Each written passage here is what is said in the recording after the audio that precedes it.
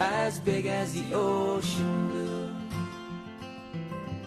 'Cause when you dream it might come true. But when you dream big. And when you laugh, be sure to laugh out loud, 'cause it will carry all your cares away. And when you see the beauty all around and in yourself. A good day to all our listeners all over the globe. Welcome back again to our flagship program, Ɔdadeɛ Personality Profile. A very special greeting to all 1981 members who are listening at the moment. This program looks at the life journey of our very own Ɔdadeɛs. They join us to talk about their time in Presec and how it shaped their lives, and also share with us their life experiences and so on and so on. We do that especially so that the younger ones and students can learn a thing or two from their life journey. So today we are lucky to catch someone who blazed a trail in our school and is going to walk us through his life. But before we start, let me quickly take the opportunity to announce some of our streaming links on social media. We are on Twitter at Ɔdadeɛ Radio, on Instagram at Ɔdadeɛ Radio, Facebook at Ɔdadeɛ Radio Ghana, and you can also WhatsApp us on 02000 92 92 5. And today our interview outline of our guest will focus mainly on his early beginnings, his early family life, secondary school life in Presec, post-Presec life, then his career or professional life, his other interests and hobbies, and his love for Presec, in that order. Today I'm speaking to an Ɔdadeɛ who I have had the privilege of personally knowing from way back in the 70s. We did primary school together and happened also to sit in the same class way back then and continue sharing the same class for 3 years from Form 1 to Form 3. George Awuku, you are warmly welcome to Ɔdadeɛ Personality Profile. Thank you, Johnny. Can you hear me, George? Yes, I can hear you. Thank you so much. Okay. Thank you for graciously accepting my invitation to come on the show at such short notice. And there's so many things that we have to talk about, so we'll just get straight into business. So let's start with your early beginnings in life. Tell us a little bit about your family background, the year you were born, where you were born, your parents and siblings, and a little about your upbringing. Well, I was born into my mom. My mom was a teacher by trade, who met my dad, who was a business entrepreneur and also a politician. So I'm what we call an amalgamation of a business-minded person and should we say teaching background, which would be someone who is working in typically a civil service type position. And that's very unique because later on you come to understand that I could have gone in that teaching civil service, desks behind the desk, follow administrative type livelihood, or I could have gone in, or why I ended up going in the risky, should we say, business, motivated side of the family tree. Even though I spent a bulk of the time with my mom, my mom and my dad separated whilst we were young, but I spent a bulk of my time with my mom. The very little short time I did spend with my dad, I think which was later on, has really shaped my kind future life, basically what I'm doing now. But I have a sibling brother, same mother. Johnny, you know him, Santana, was University Primary. But then on my father's side, we are 13. I think we're 15. We've lost quite a few of us. I guess as you get old, you get used to losing folks within your family. Some of them are doing quite well. Bulk of them are outside the country. I went to Motown Primary I was in boarding school at the age of 6. That was very early, I know, in Ghana. But my dad put me in boarding school with my mom's support, and so I was in from age of 6 till 9 at Motown Primary. But I was such a dad, I was always crying, Mama, she said, Mama, bye. So come the 72 coup, which saw my father's, he was then into politics, kicked out and put in jail. And basically my mom just decided to bring us home. So then that's when I switched over to University Primary School and made a lot. I was much more happier because like I was still breastfeeding, I'll say at the age of 19. I want to be with my mom, not be in a boarding environment. So then fast forward to University Primary, I was fortunate to come to Presec. It means leaving home again. Hold on a bit. Leaving home was you are not moving. easy. You are moving too fast for me. We need to talk a little bit about primary school. So, what was it like? I mean, growing up in that environment. You said you first lived with your dad, and then went to live with your mom. What was it like? Can you just give us a picture of the differences that you experienced? Okay, so if you're talking about pre-primary school, I have very, very vague remember. I'm just talking about living with my dad was when I was in secondary school. Okay. But at primary school through to maybe I'll say Form 3, I lived mainly with my mom. Okay. Yes. And what was your relations like with your mom? Did her upbringing Oh man, we really were have tight, an impact? man. I sometimes have tears come to the eye when I remember. You know, when you get to Johnny, you get to the teenage, you think you know everything, and then you tend to, you know, rebel. And I'm going through one now with my own son. He thinks he knows everything, and it's And we and all. that's it. So when I think about those sort of things, it just sometimes brings tears to my eyes. The way I feel that she was trying to advise me, trying to make sure I stuck with good friends and be studious, you know, and I was just didn't want to know. She even helped me get piano lessons, and I was so angry I wouldn't even come to the piano. I was just finding a way to go get a football and play hang on a mango tree. And you know, I mean, why would I want to learn how to play piano when my friends have got the football and they are playing soccer or chaskele?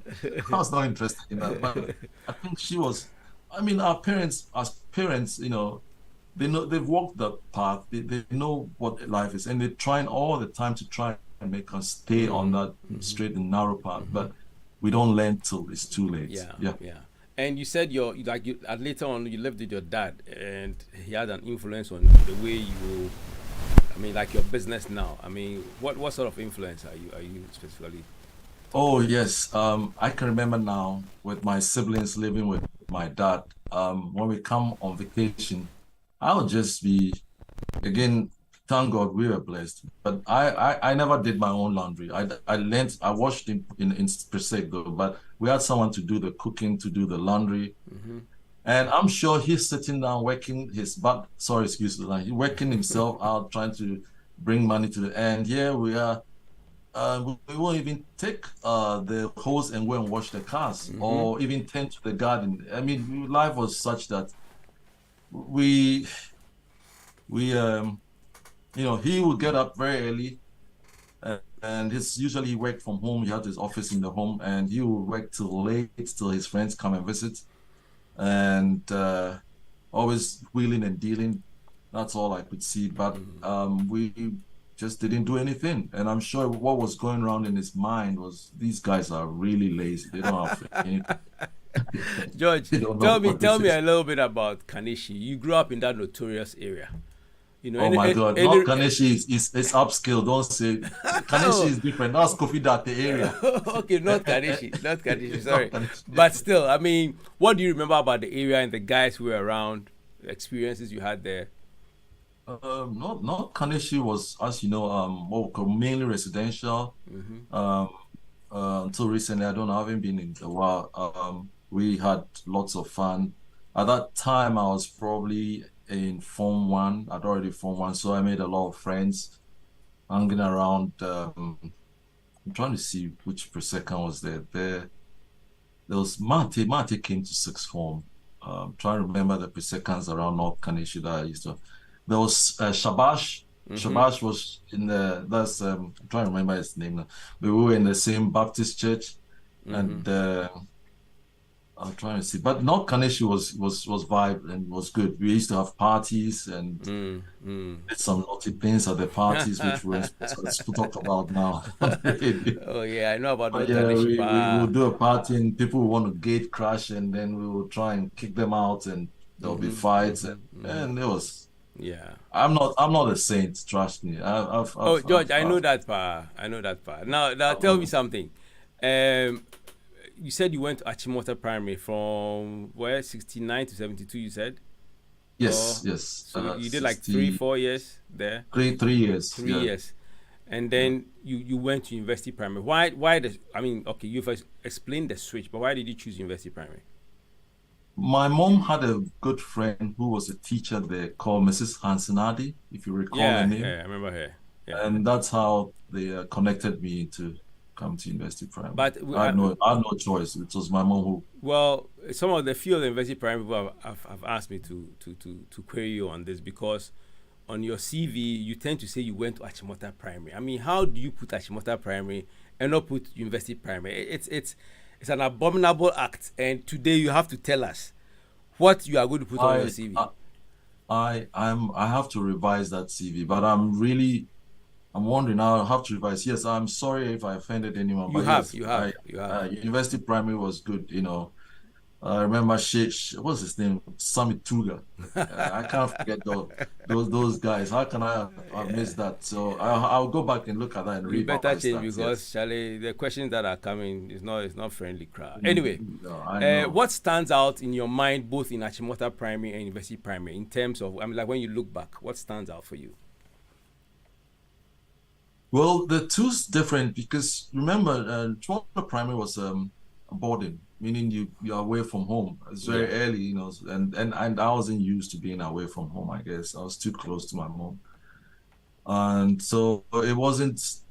I would say it wasn't a pleasant time for me being in Toronto Primary. Whereas with University Primary, you come back home and then you go hang out with your friends like Peter Obeng.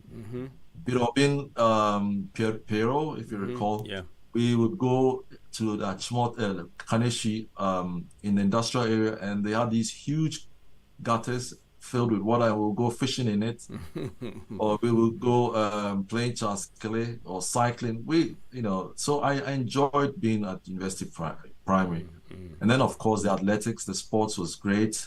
Yeah. Yeah.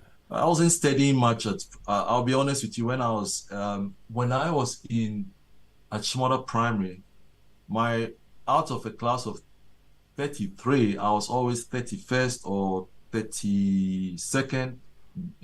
I was not doing well, trust me. When I came to University Primary, I remember the first year I was 13 out of the class of 33, and by the time we got to class 7, I think I was the 5th or 7th out of a class of 30. So basically, there was a vast improvement.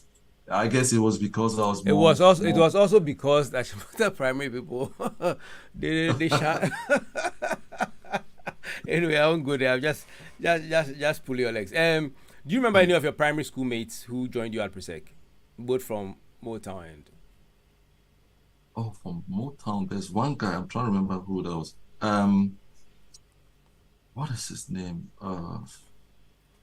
But for you, from University of Primary, I remember Peter Obeng. Trying to remember a few others that Godson Benu Bensu, Kenneth Akwe. Yep. I remember There were a lot of. In fact, we were the largest contingent from any primary school that had come to Presec. And but I think at Chimota Primary, you must. I know because quite a number of them, like Dibango, Johnny Muru, Apia Opon, Biko Johnson. They were guys who had come from Chimota Primary, and I remember that. Anyway, and so you did common entrance, and you chose to go Presec. What influenced your choice? What influenced your choice? Again, Johnny, I think it was because I want to be close to my mom. I guess her cooking was maybe something that I didn't want to miss. Imagine I'd gone to Kwaboche or I could have gone to Motown, but imagine I'd gone to one of those places, then of course that would have been. But also the fact is that, like you said, the bulk of us were going or chose Presec. So I just wanted to stay with my university primary school mates and go to the same school. And of course, Presec is a Presbyterian school, so that really helped. You know, I think that was one of the reasons I chose Presec. That was my first choice. I'm trying to remember which school was my second choice. It must have been Motown or so. And when you entered Presec, you know, in 1976, at that time, you know, it must have been weird for all of us who had come from, you know, our homes into secondary school. Would you have any recollections of that first day or first week? I think you remember the first week we come before the main body of students arrive, trying to adjust and whatnot, and you're assigned to your, I guess, is it your house prefect? That was the way, assistant house prefect. Yeah. It was okay, maybe because I had previously been in a boarding house. setting, so settled in, and I don't recall it being apart from the what do you call it, camaraderie with fellow Presecans. Those I knew already. I don't think it was anything exceptional to that. Yeah. Do you remember Homo's night? Yeah, I know what Homo's night, but I don't remember what I went through. Didn't you perform that night? Didn't you perform that night? I don't recall if I did remember. perform I it remember seeing you on ages. stage singing the song "Uja, Uja, Uja." Thanks for your memory. Yeah, you don't remember, eh? I don't. Anytime they play that song, I mean, it reminds me of you because Wow. you did a song, I think that night, with that Wow. particular song. Anyway, I wish we had recordings of those. That those would be days, great. Yeah, true. But our time, I mean, in 76 all the way to 81, we had a very difficult time in school. I mean, you know, there were the coup days, and then there were the hunger days, perennial water shortage. What for you? What was it like? I mean, did you have, you know, when you recollect, what was it for you that made it tough? Form one, I think when we got in, Presec had moved, like, I think it moved about 6 or 8 years from Odumasi to a new campus. So I think in the early years we were Presec, Form 1, Form 2, the facilities were fairly newish. And water was a problem, but not that bad, if I recall. But we would still have those issues about, you know, sanitary situation. That's one of the nightmares, and I think, okay, for modern primary and then also Presec, sleeping in the dorm and then having no mosquito nets and, you know, mosquito buzzing around your ear at night, keeping you from sleeping. That up to now has been, I guess, one of, anyone will tell you, anyone who knows or lived with me will be, I'm so fastidious about mosquitoes. I don't know, it's just been something that resides with you as you grow up. So that has been tough. I again was blessed. Just my mom would visit almost weekly with food that I could save. She knew one of, if you remember, Mr. Clay. Yeah. They went to the same Winneba training, or was it Asante Mampo? I've forgotten. So Mr. Clay was a mate, and so she connected me with Mr. Clay. And again, I would say I was blessed. She would make sure I had food. I ate more than I guess most of my mates would. I see.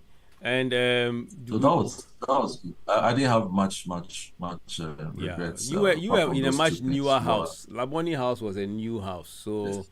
You know, you were in a much newer house. Everybody kind of like looked at Laboni house being the new house. But so from Form 1 to Form 5, is there any incident that has stayed with you that, you know, like sticks in your mind? Yeah, I think Form 1 was you know, getting used to the bullying and and should we say maltreatment that, oh, I don't call it maltreatment, to say maltreatment, sometimes going to Siberia, smash and co. But I was fortunate. I don't know, I think I was fortunate to have been assigned to the table in the dining room of the most fearsome folks in Presec at that time. We were in house 6. And Coleman, if you remember, in 6 from Coleman, they looked like giants to me in those days.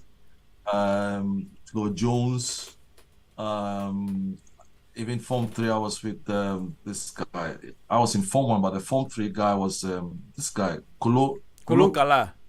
Kala. Yeah. So basically, I was on the toughest table, and because of that, they became my friends. Sort of, I was their house, sort of small boy. Go to, hey, Awuku, go and bring this Awuku. Hey, no. So in a way, to maybe sitting at the table, I don't know if they didn't pick on me, but I'll carry their food to them and I'll help do laundry or something, wash for them or carry water for them.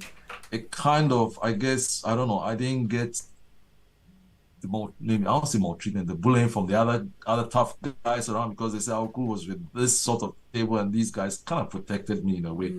So Form 1 was kind of not too bad when it comes to that sort of. And then by the time we got to Form 3, when now we were getting into sort of middle, we didn't have to do or be carrying water for folks. Again, I think I was signed in a dormitory. I'm trying to remember who else in the dormitory. But again, though they were tough guys, we kind of stood our ground. Now, by the time I got to Form 5, I guess having seen the way I was not too keen on homoing or bullying, so I tried to, if as much as possible, those boys assigned to me. There was a Samoa, he's now I think a dean at University of Ghana, and a few other, I don't know. If anything, I would try and protect them from being bullied. It's something that up to now I just feel that you need to treat everyone with respect as much as possible, and. You were in the B class, the B stream. Class B. Yes, and we used to get into so much trouble. I mean, we were in the same class. Do you recollect anything about the B class that, I mean, for me, when I think about Presec, it's from Form 1 B to 2B. These classes are the ones that really I have a very vivid recollection of. Is there anything you remember about 1B and 2B?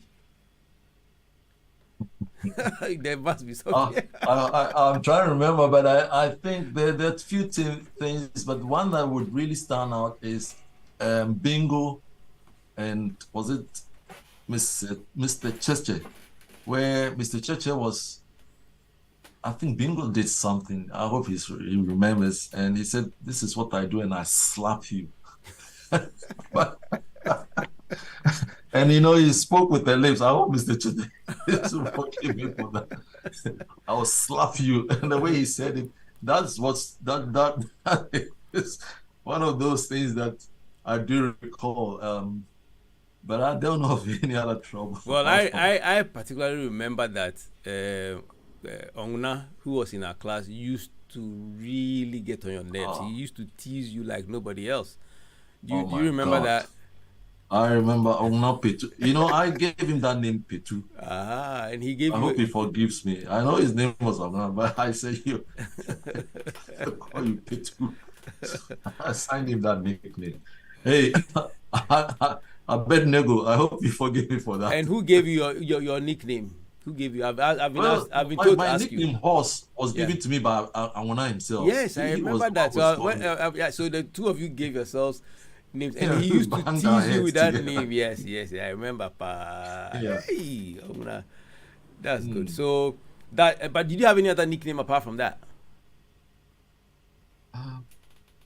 I know Shea Moliga was in primary school, but I still called you that for a long time, but until everybody started calling. But you didn't particularly like the name Ongna gave you, so nobody really called you that in your face. And remember that you were one of the tall guys in the class, so nobody will mess with you. Well, I don't remember apart from horse. If there was any other nickname. The name actually wasn't horse; it was seahorse. Ah, seahorse. Yes, the name was seahorse, Yes. and he would say it with such, I don't know now. Vim, such vim. Yeah, I tell you. Yes, no, man, you got memory. I would like to ask him why he chose the word seahorse. I don't remember what it is, but I think that one day we'll all ask him why did he give Georgie Porgy the name. Anyway, did you get into any trouble whilst you were in school? Did you get in any trouble? With the seniors, I think I did, but with the administration, no. I remember in primary school, I got suspended for throwing a stone that hit Jimama Jan's head, and she bled, and so I got a 3-day suspension. She still has that mark. Oh my God! Oh, Yeah. she's gonna kill me by running to her. She still has that mark. Yeah. Oh boy. And that's but university primary pre-sec, I don't recall getting any suspension or having any issues with the administration. Let's leave it at But that. with my, I guess, the seniors or something. Yes, maybe yes. Okay, so you were one of our sports icons, and during your time in the house you belonged to, you produced some great sportsmen. But do you recollect any of your participation in the sports and anything that sticks in your head? Yeah. I used to do a lot of sprints. And then I guess as you form one, we have the juniors, right? And then we have the seniors. Yeah. I used to do the sprints 100 and 200, and then I used to do long jump, and I used to do also high jump. Yeah. And I recall that, the juniors I was doing well. I'm not sure. I used to do quite well. And then in the seniors, I guess I started becoming, should we say, too soft, and I began losing. So I decided to switch from the sprints, because I never did run did I run in the intercore? I don't think I did intercore. I think we did something that I ran in Legon. I think it was with Motown. I've forgotten. But then I guess it's more or less interest in pursuing the sports and pursuing the women and girls, as we say, than actually concentrating on becoming an athlete. So eventually, by the time I got to Form 5, I think the only thing I was doing then was I did high jump and long jump. Because I remember in university, at Tech, sixth form and Tech, I did high jump at Tech. So now, Johnny, I think in either the Form 5 or sixth form, they switched around the location.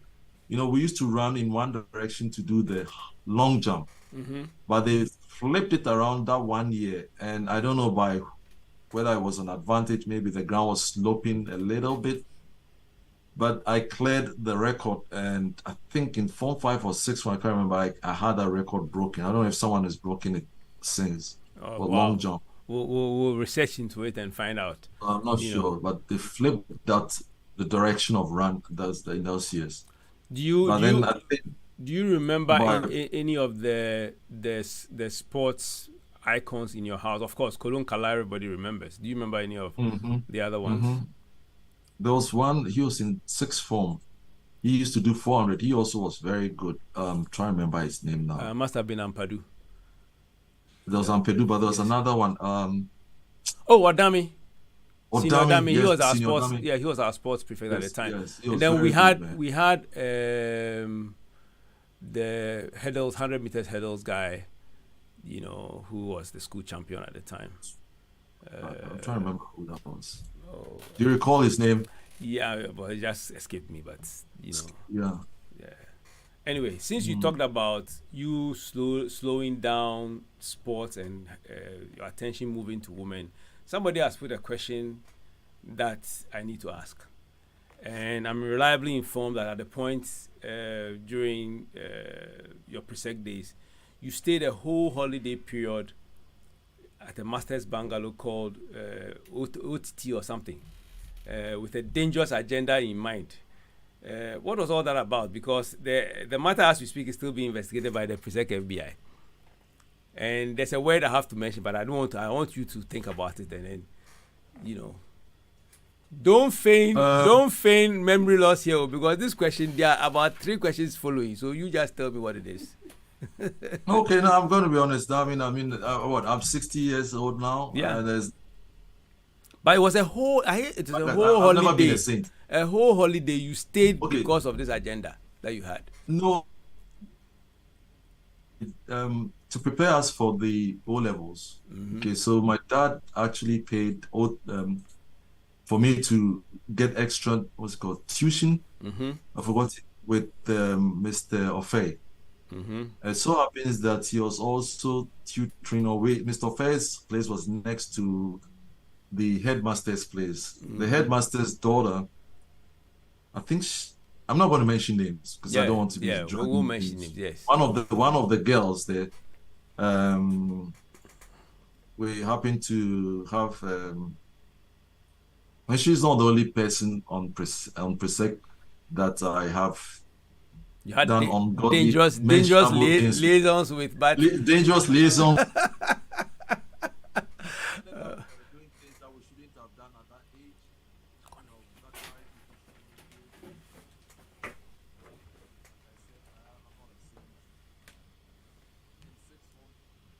So yes, we did have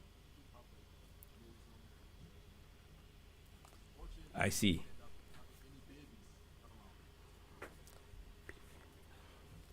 George, can you hear me? Okay, so I'm having a technical problem here right now. I can't hear. Anyway, let's go on. I've lost my sound, but I can lip read you. So, so okay, let's go back to your sixth form days, and you went back to sixth form in Presec, right? Correct. Yeah, and what year was this? That would be from 1981 to 83. Okay. Did that surprise people when you went back? No. Because a lot of us didn't do well, and so yes, unfortunately, our grades were marked down because I'm not going to say the reason, but they suspected that we had a leak. So I think recently, in the last year, someone did post that they downgraded most of our results. So yes, I'm sure if they hadn't, maybe I think a lot of us would have returned to Presec. Yes. Okay. And what subject did you study and why? I chose to do engineering because remember my dad, who was then in exile, said that he had talked to me and said, "What did you want to study?" I think we had Rollins at that time, so my dad was in exile, and I told him I wanted to study petroleum engineering or become a pilot, which was something that you needed engineering. Because I had the choice, I could have done medicine, but I said, nah, I just want to do something that would keep me in school for a longer period of time. So with that in mind, that's why I chose the science subjects. Okay. Did you do biology or maths? No, math. You did maths. Okay, great. Yes. Any memories of some teachers, some of the teachers who... Oh, yes. There was Rambonzi. That guy was brilliant. There was the chemistry teacher. Mr. Pepra, yeah. Mr. Pepra, man, that guy was good. And then we had a guy, I think he was teaching us physics, Mr. I'm trying to remember his last name. He taught us physics for a while, but they were all good. But again, by the time I got to upper six, I started waning, I started losing interest in school. I don't know. I didn't do too well in my 6 A levels. I think I barely made it out. And my dad to bail me out to go study in Pick. Okay. So again, because I was thinking that when I'd finished, he was going to invite me over to the UK where he was exiled, so that we continue education there. So my emphasis was not really on Ghana. I was looking forward to moving over and studying there. And in your sixth form, can you share with us your experience in sixth form when you came to sixth form? You know, Okay, in sixth form, I was, what do you call it? I was now a senior, and therefore not, basically assigned not to be bullying and whatnot. And there was, I remember what do you call it? I was made, what do you call this? That was the only time, and I don't recall it was continued. That I think because I was close to some of the teachers, they had, and I'm going to be, I don't know, I don't recall, but they had wanted me to, they had wanted me to become a school prefect or prefect or something. No, I wasn't successful. So they created this special, what's it called? Special duties prefect. So that I could do that. I have forgotten what the role of the special duties is. Maybe it's FICO and Co can educate me on that. But that was the position I was given at that time. I wasn't a sports prefect and I wasn't in the house or school prefect, but I was made a special duties. And I think that was the only year that position. You might want to research on that. Okay. After that, it wasn't, I think when I left, it didn't continue or something like that. But it was good times because now you were a senior and you had folks to, if you needed water, get water for you. And of course, final year was studying. You had to study a lot just to to make your grades to get into university. Okay. Okay. And you are described by some of your classmates as very studious and hardworking. Has this been one of the underlying principles in your life and perhaps a reason for your achievements in the things you have done, that in everything that you've done, you've worked very hard?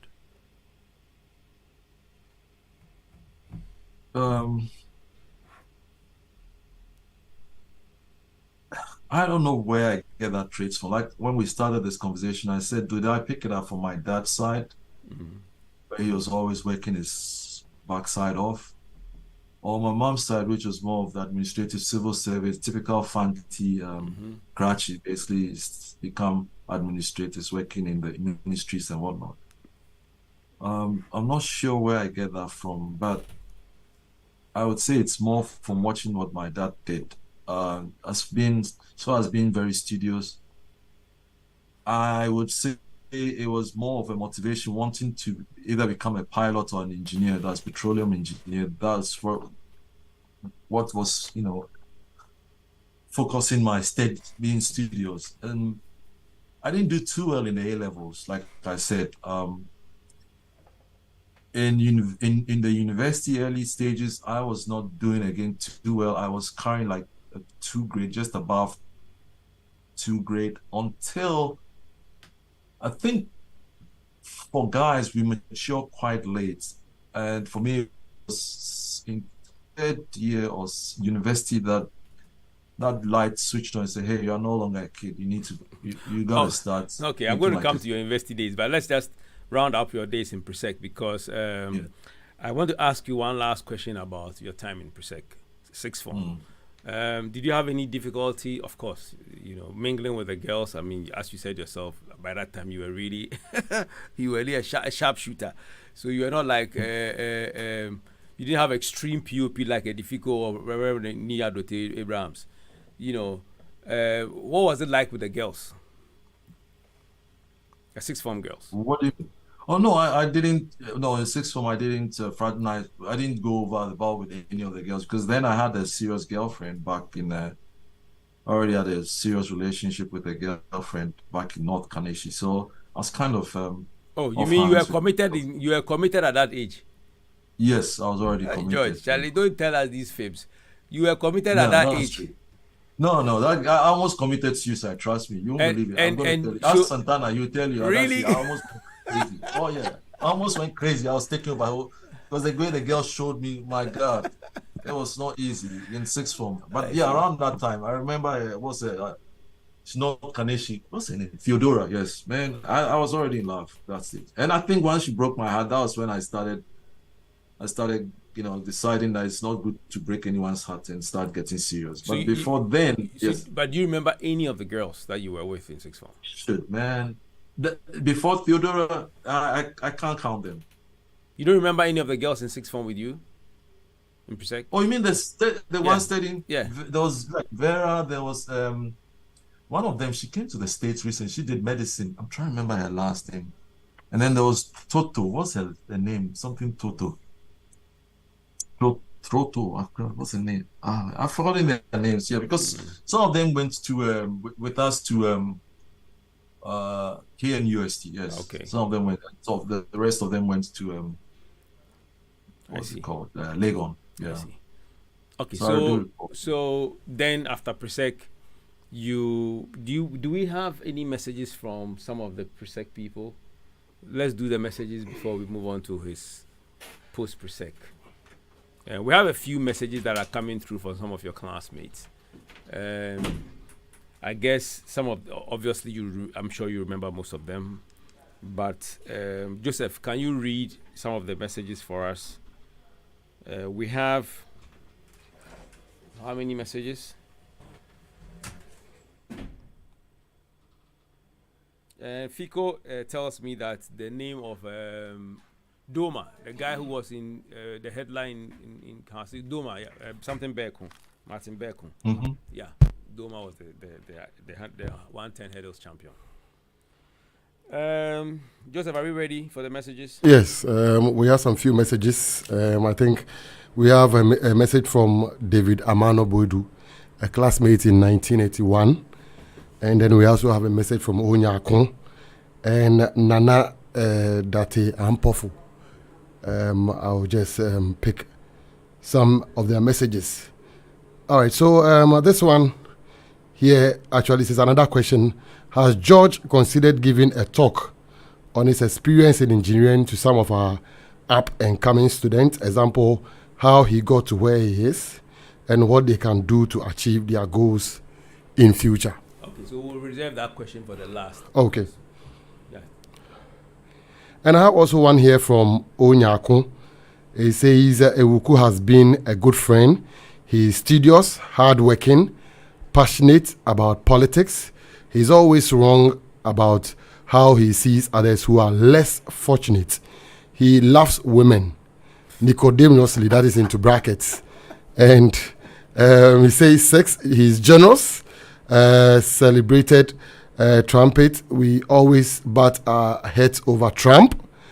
And at Presec, he chose to stay at OTT's bungalow over a whole long vacation with a dangerous agenda in mind, details withheld. And he went on to say, we have plans to visit Dr. as tourist. So this is actually coming from Onyakon. And this one from Nana Ampofu reads, I have known Awuku, as I like to call him, since from 1B some 47 years ago. I remember him as one of the taller lads in the class, but unlike others, was friendly and didn't use his size advantage to bully others. Living in the Kanish area together, we struck a bond which continued after we both moved to the US. Awuku speaks his mind, is very resolute in life. A few things draw me to him, such as he doesn't shy away from calling out the elephant in the room where others look the other way, so you know exactly where you stand with him. This probably explains his desire to run for local office in Gwinnett, Georgia. I have no doubt he would have made some mega, into bracket, MAGA changes. He is also benevolent, a generous giver for any good cause, helping those in need. And one of his pet peeves is people who just want to game the system and avoid putting their fair share of hard work. Courage and desire to do our best possible to be successful in life is a shared goal that bonds us, and we often discuss progress on the path to retirement and his newly found happiness with a Spanish touch. Finally, Awuku will jump in at the whim to be there for people, such as when Madame and I visited Lantanta for this friend's wedding. He found time to drive quite a distance to take me for sumptuous meal at a Ghana restaurant. Looking forward to many more years of friendship. Coming from Ɔdadeɛ, Ampofu. All right. So that's from his classmates. All right. Thank you. George, you care to respond to any of the messages? I want to really thank them all for writing such positive. Already mentioned my escapades at OTT's bungalow during that long vacation, and yes, they are right.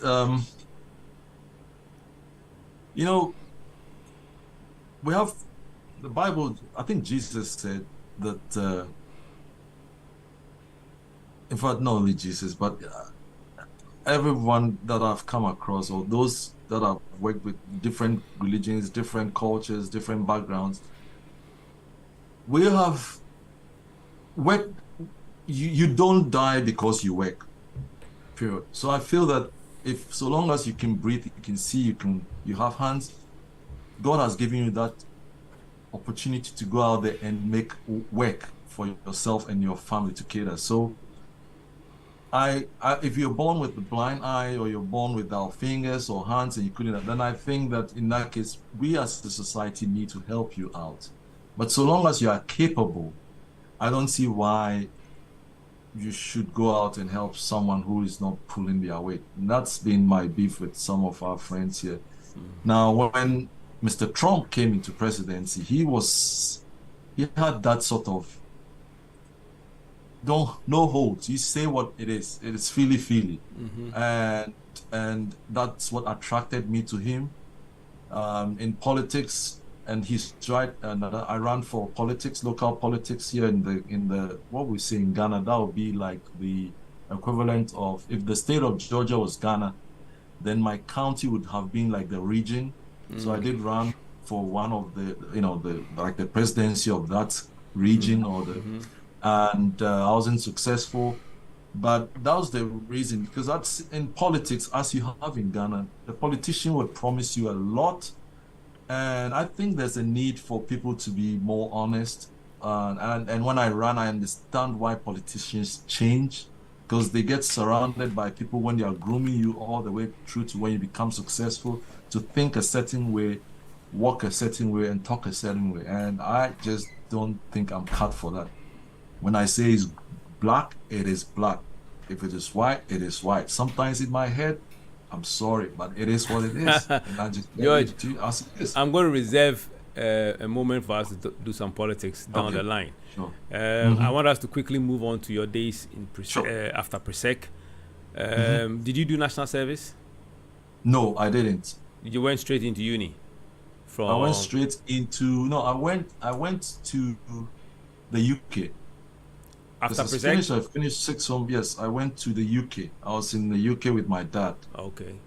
And so I think around that time is when they switched whether you did it before in the university or you did it before you go. I've forgotten, but I was in the UK. So when I came back, I went to Tech then. Okay. I don't know if I should have done it before I went in or after. I've forgotten. Around that time, things switched. There was so many things happening there, but I did not do my national service. No. Okay. We will never know anyway, because you've never worked in Ghana, have you?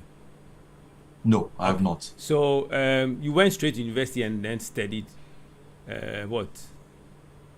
I went to today they call it the School of Mines, but I did what they call geological engineering. Okay. Which is a specialized field in the mining industry. Remember I told you I wanted to go into petroleum? Yeah. So that was the And any significant experiences in tech you would want to sort of like mention?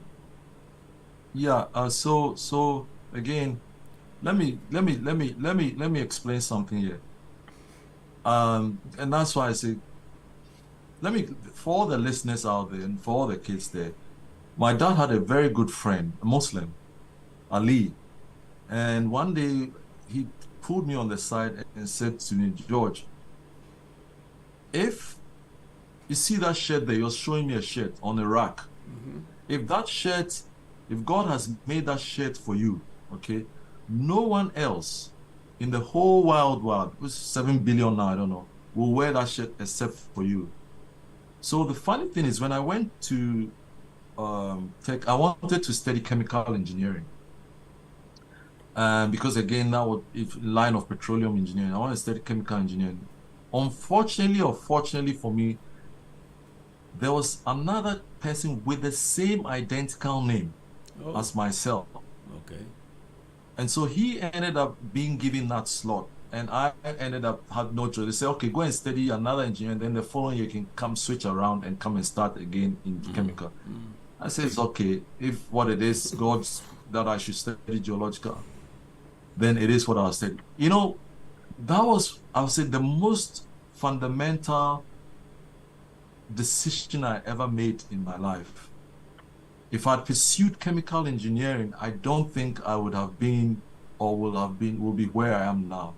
Because the two different in this country, the two different path tracks if I'd gone chemical engineering rather than doing what I'm doing now. So that is a very, very unique time in my life, and I thank God that I did select that course, sitting now where I am. So nothing is a mistake. Nothing is a mistake.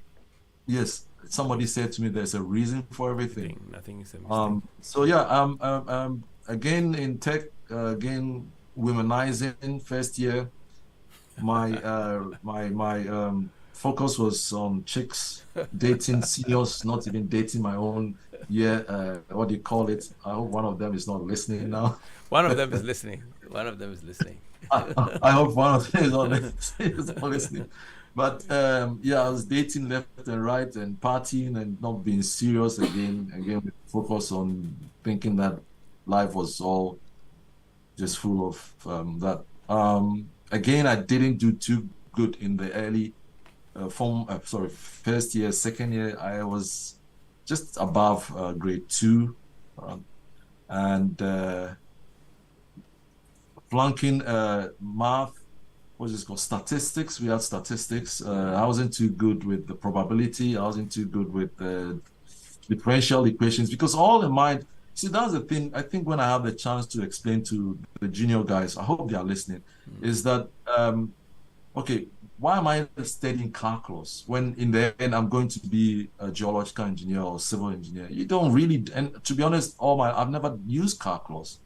And these days we have all these computers, we do a lot of things for us. So why am I studying courses that have no relevance? But now the courses that I knew would carry me to what I was doing very good in them, like geology, like foundation engineering, anything that had to do with what I think was taking me to what I was looking for. But things that had nothing to do with the core, I just felt I had no interest, and I was just pursuing it just to try and finish, get out of, and then continue. So my advice to those who want to become or who are studying engineering is, yes, those courses are there, and there's a reason why you need to study those courses, and at least passing them, make sure you study them, and it may mean insignificant today in this country where I live. If the lights were to go off, the computer are not working, there are folks, if you end up going to buy something from them and you give them, let's say, 1 cedi, and you tell them to give them the thing costs 49 pesos for them to give you 51 pesos change. They can't do the math. They have to look at the calculator to do it. So yes, study everything, and it will pay eventually. It pays out eventually. George, so you finished KNUST, but did you have any? Do you remember any of the mates you went from Presec to? Oh, Kimbi, Fico, Edward Kofi. Trying to see who else in tech. Time flies, man. I'm trying to remember some of these guys. But those are to mention. You were with Aaronfred, right? Yes, Ansre, Amfred. Okay. Say hello. Who? Say hello.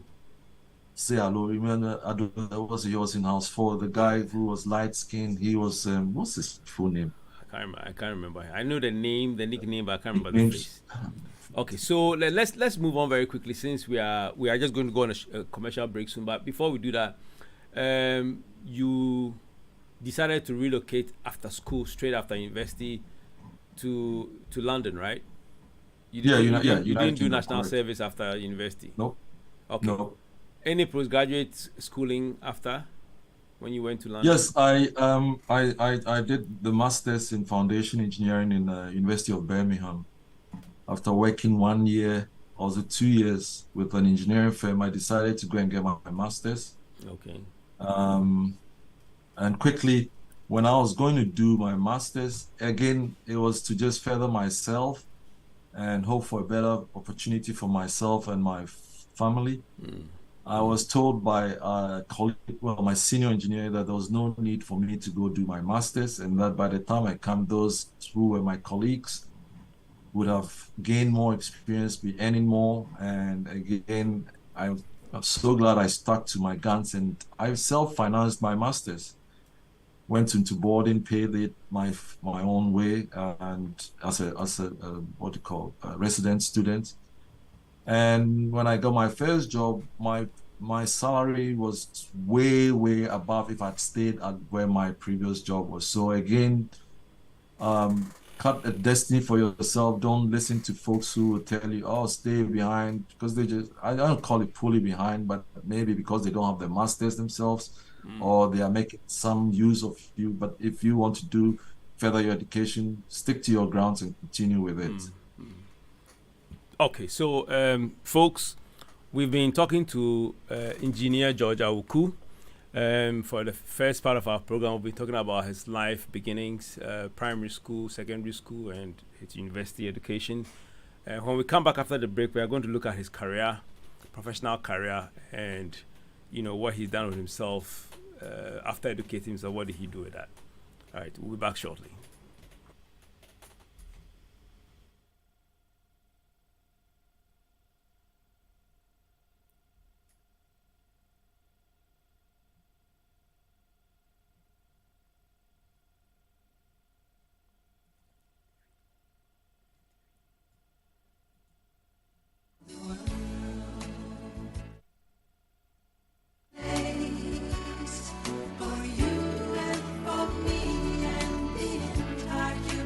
Ɔdadeɛ Health Matters is a radio program designed to address various health-related issues as we go through our daily lives. As the saying goes, do take care of your body. It is the only place you have to live. Join us and our team of Ɔdadeɛ medical professionals as we address various health matters that affect you and the people you care about. My name is Dr. Samuel Nyama. I will be your host on Ɔdadeɛ Health Matters, along with my co-host, Dr. Awuni, live on Ɔdadeɛ Radio Online, this and every Wednesday from 2 p.m. to 3:30 p.m. Do join us.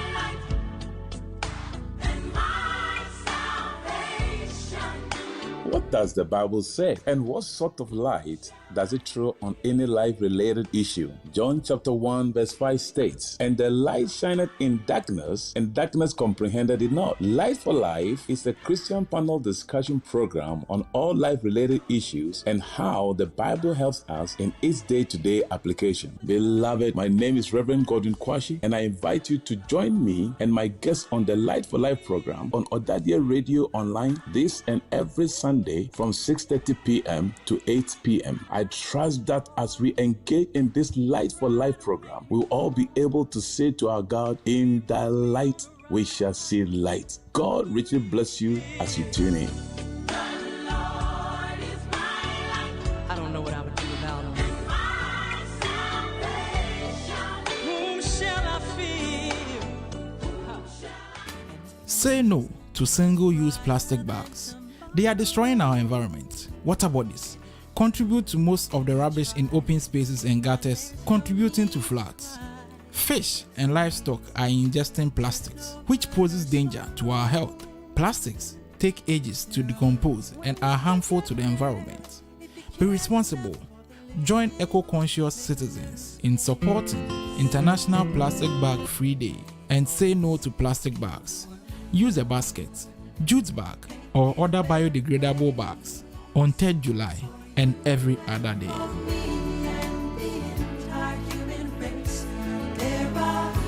Ɔdadeɛ Radio. Like us on Facebook at Ɔdadeɛ Radio. Follow us on Instagram and Twitter at Ɔdadeɛ Radio. You can WhatsApp or call us on 0200 092925.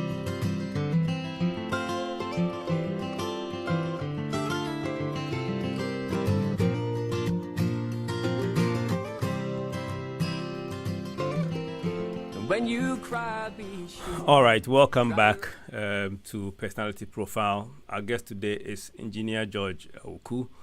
As I said before we went on break, we've been speaking to him about his career, lifelong career, and basically we've spoken about his early beginnings and his education.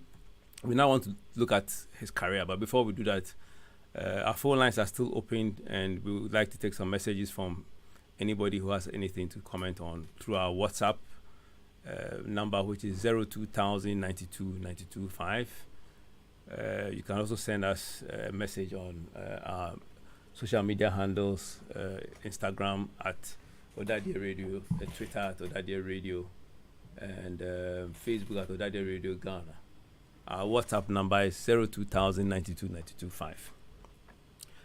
George, your career, I know you've had a really long experience in your engineering career, but all has been outside Ghana. Some of your design experiences include civil, geotechnical, and structural engineering that involves site engineering, hydraulics, and hydrology analysis. Construction experience includes projects large and small, both residential and commercial, and the projects I've covered include KIA Motors, Holiday Inn Hotels, Dairy Queen, and Georgia Department of Transport.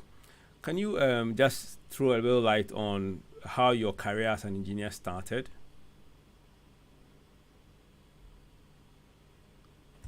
I worked with the engineering firm. They took me on. That's a problem. Okay, they took me on, so I worked with them briefly. I'm going to tell you a very funny story. In tech, okay, that's the problem. They say we Ghanaians, our engineers are very good when it comes to taking exams and passing them. But when it comes to practicality, we are really lacking. You know, in tech, I think by now they've changed it where they allow students to, and I think maybe they do at the time, but we need to get our students, even at the, I don't call it high school, what they call it now, SSS level? Yeah, senior secondary. Need to be encouraging those, let's say if you want to be a doctor, we need to be encouraging those folks to be basically going to Kolibu or the hospitals and basically follow or be doing internships, right? Stand on the side. Proper internships. Internship. Yeah. So anyway, so fast forward, I remember I got one job. I had to supposed to go and do some investigation, and that was called what they call test pits. You have a machine excavator, dig a hole, and then you log the soils. Okay. So they sent me to this site to go and do with a subcontract to do the test pits. Now, all along, I told them, you know, sometimes you have to soup up your CV or resume just to get the job. But I told them I have some basic experience from, you know, studying and whatnot. I made. Unfortunately, I'm gonna have to be honest. I didn't have a stellar CV, so I had to make up some stories. So they sent me on this job to go and do some tests. Well, unfortunately for me, my supervising engineer shows up. Whoa. And when you are digging to do that kind of test, all you need is a 3-foot hole and then maybe 7 foot long, 3 foot wide, 7 foot long. And here was I was going into the, you know, when they assigned me, I was quivering. So I went to chew a pole, meaning you go and take the textbook and read what it is. And it says 9 foot by 9 foot, or I don't know, Ghana use meters or not. So I go there and I start digging this huge hole. And the supervisor says, George, what are you doing? I said, well, I'm doing a test pit. He said, but why didn't you just do it this way? Which is supposed to be only 3 feet, but why are you doing something which is like 9 foot wide? And there you could see that I said, well, that's the way we did it in Ghana. I said, shoot, man. The guy said, no, here we do it differently. And that was from that day, meaning every time I have to go and read, even in the night, read to try and catch up on what was the basic requirements. So basically, it shows that we didn't have that sort of practical experience. It's all book, all chew and pour type of training we had in those days. So learning fast from that, what I did and what has been part of my what do you call it? I'm hands-on. As an engineer, we tend to want to stick behind desk and do drawings or designs, write reports, have your tie on, you don't want to get your hands dirty. But based on that experience, today, if you ask me to jump on an excavator and dig a hole and lay a pipe, I can do it because I've done it.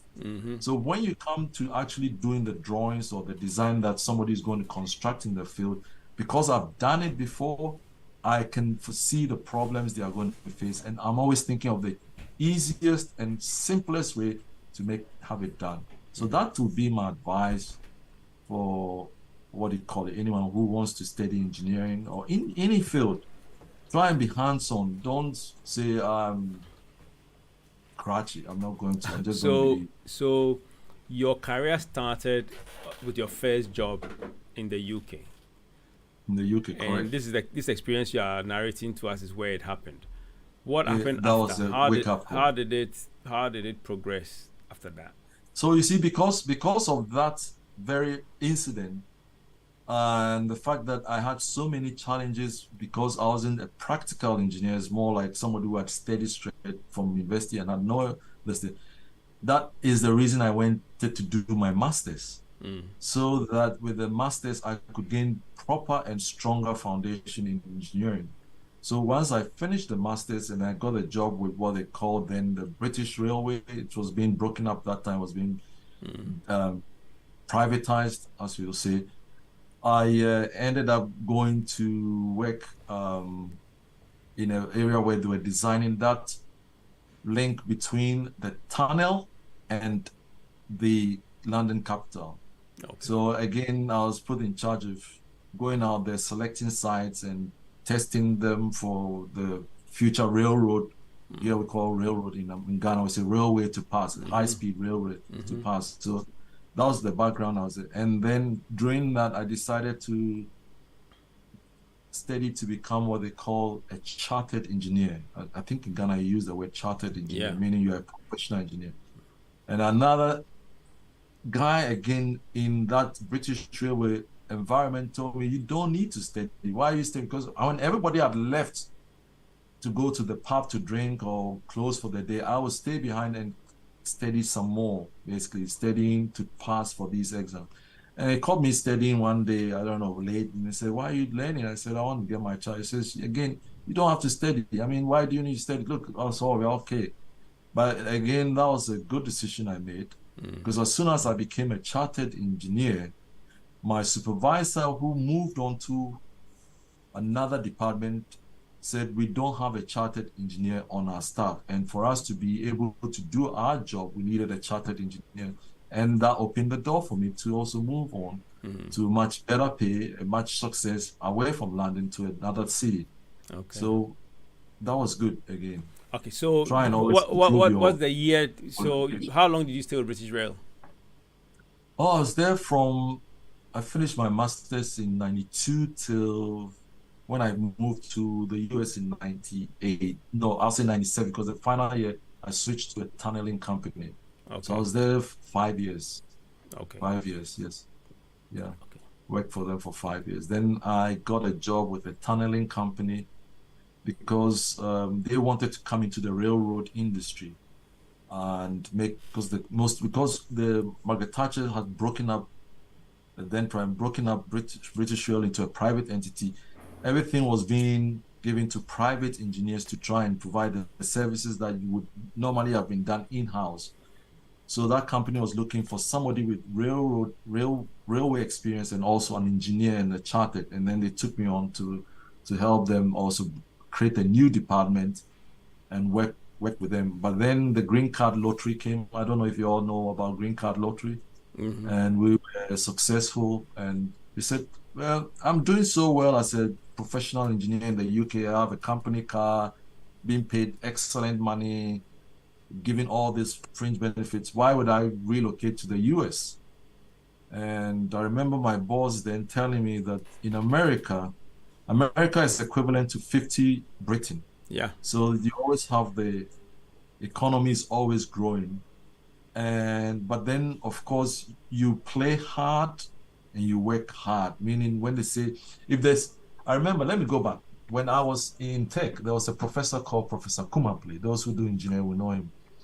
And he told me that when he left his village, I think he asked his teacher, where is God? And God said, the God is in Accra. When he came to Accra, he asked whoever it is, where is God? And they said, God is in the UK. That same thought process, he came to the UK and they asked him, where is God? And they said, God is in the US. Okay, that same process, I'll bring it quickly. When they say money, when you're working for, you get what you pay for, meaning you're working for what you earn.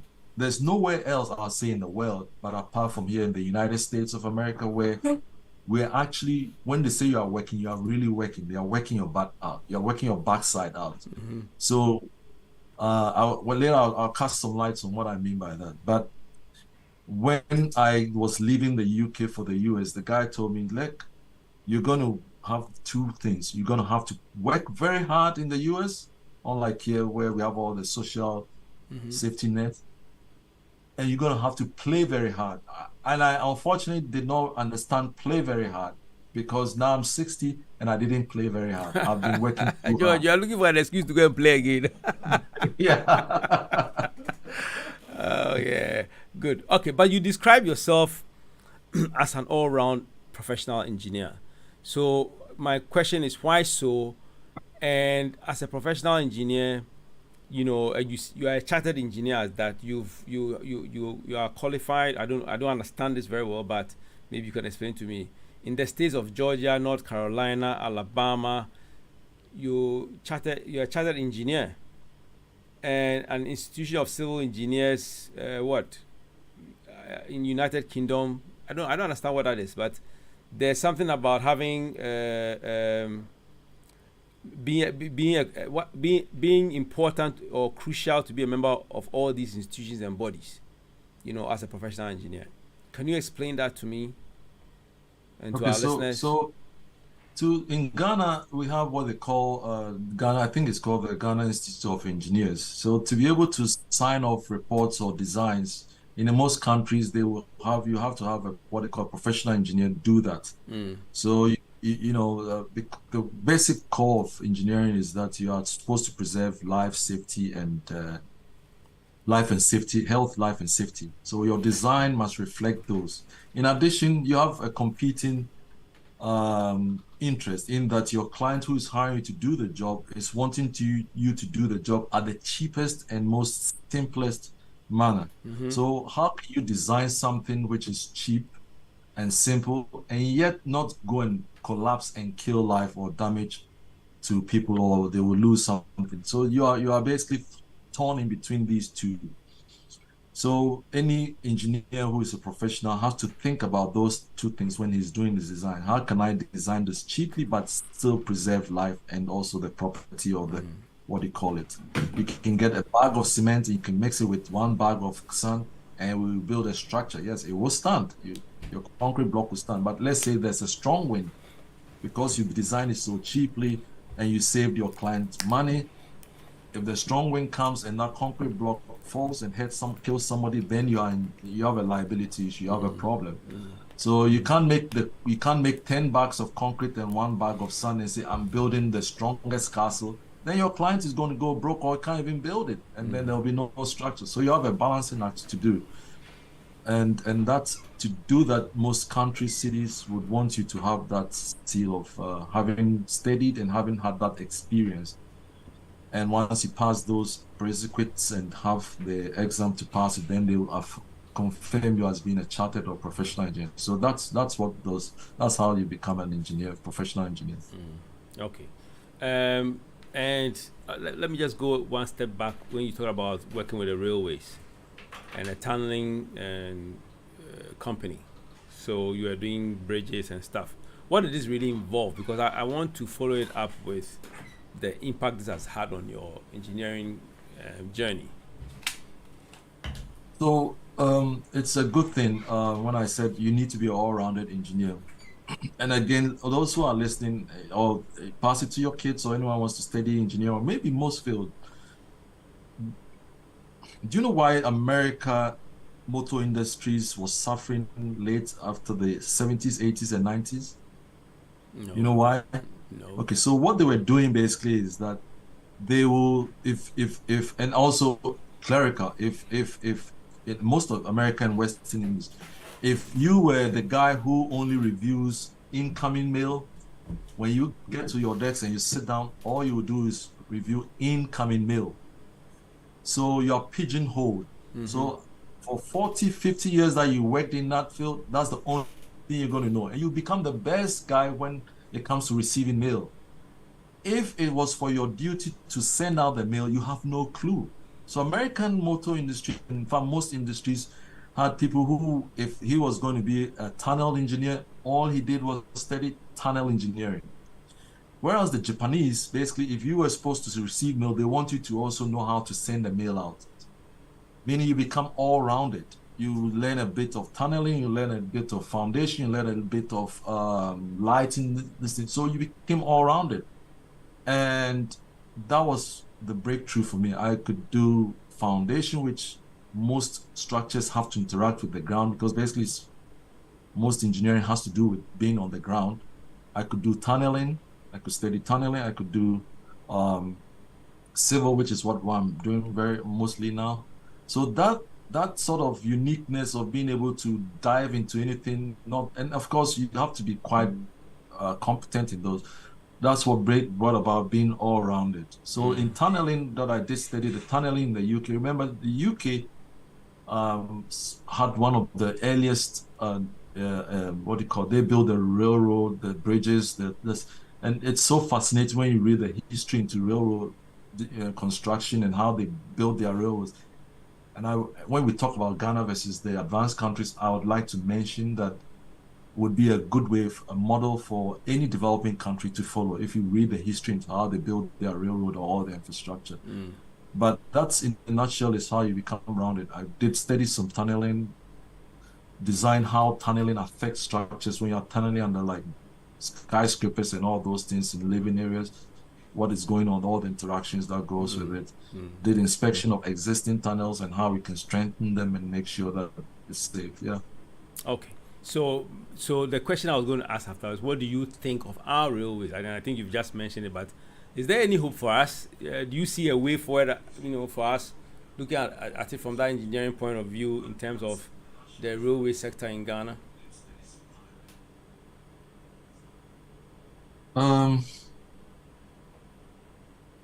I thought the railroad had been taken over by the Chinese, or it hasn't yet been. I thought the Chinese have bought the country out. I'm not sure. No. Looks like they bought the whole world. No, they haven't. Okay, so Ghana. We are still on one track, right? Yes, we have such an opportunity. I just scratches my mind, but there you go. Anyway, that's why I say politicians. It's very hard to trust politicians. If this is, let me put it, the British Railroad and American railroads was and never built by the government. Okay, the British Railroad was started by private individuals, meaning that you, myself, and actually engineers come together and said, because I want to travel between Accra and Koforidua, I don't want to go through all those roads, so I'm going to do a railroad, and then I'm going to charge people by providing them that service. So in order that the government encourages the private sector, those who want to take risk, to provide that service, what they did is to create law and say, okay, Zonda is building that railroad from Accra to Takoradi. He's going to build it, and nobody is going to build any competing railroad to supply Accra this thing. And he's going to have that sole right for the next 200 years. Now, Zonda would have come to see a banker, let's say Ghana Commercial Bank, and say, look, I'm going to do this business I have the government's guarantee that I'm going to put this railroad in. I've done my math. By the year 100, you will be making twice the profits, you, the bank, you'll be making twice the profit that if you had lent it to another guy to just build a house. They will do their math, they will sit down and say, it makes sense. And then they will support you. And then the government has given you the right to build that. You build the railroad, and then you start. So the next 200 years, by the year 100, you've broken even. Thereafter, the rest is profit. You're just maintaining it. That's what they did in the UK when you read the history, and also here in the States. So why is it that those entrepreneurs in Ghana aren't taking those initiatives? Is it because, like my dad, who started the first socks factory in Ghana and the first casino, he was joined in Casino Royal those days, he put all his sweat in to do it, and then he had a crew like a champion come in and kick the ass of them, put them in jail, and he said, you know what, I don't care anymore. I'm not going to do this because I work so hard, and then government comes in and take everything. And basically that's why those of my friends here, I tell them that when I'm right wing and I'm pro Trump, they don't understand. But that is, I don't like government, to be honest with you. I think people go into politics just to improve their personal wealth, not to improve the wealth of people. So if Ghana wants to go for it, a lot of like bridges, a lot of infrastructure, they can create that model. Basically, let those who want to take the risk do it. Now, get engineers who are prepared to say, your design is faulty, I'm not going to sign off it, I'm not going to let you build that bridge because year 5 is going to collapse, somebody's going to die. No, you build the bridge, you build it correctly, and look at the long term. Even if you don't benefit, your company, your children will take over, can benefit from having built that bridge and make profit. They can use that model. I think that's the model we should go in Africa and most developing countries. Let the private in. Look, God created. Look at my finger. It's not all the fingers are the same. Some are longer, some are short. Is it true everybody is going to be a millionaire? No, but that's the same reason why we have some millionaires. We have some poor people. Not everybody is going to be rich. Not everybody is a business-minded person. Not everybody is a hard-working person. But if somebody is a hard-working person, give him all the encouragement. Let him pull the rest of us up together. He's going to create the jobs like the Elon Musk, like the Bill Gates. You know, instead of pushing everybody to be the same height, then who's going to pull up? Let the government pull us all up. Look at what happened to Ghana Airways and Ghana Black Star Line. Nothing works. You're a politician already. No, I'm angry. But you're a politician. Anyway, so let me ask you the second question. You know, because I know some of your work has also been affiliated to flood relief and seaway tunneling, strengths, etc. Correct me if I'm wrong, but it leads me to ask for your opinion about our perennial flooding during the rainy season and this recent Volta Lake spillage and the subsequent flooding of the environs from the Volta Dam. What is your take on this as an engineer? Again, when you have engineers, before we design a dam, we would have done studies to determine what the worst case scenarios are. So, and then we will say, okay, this is a zone where if this dam fails, we don't want anyone living in this zone. The laws are there, I think, in Ghana. The intent, there are people who are intent on doing the right things.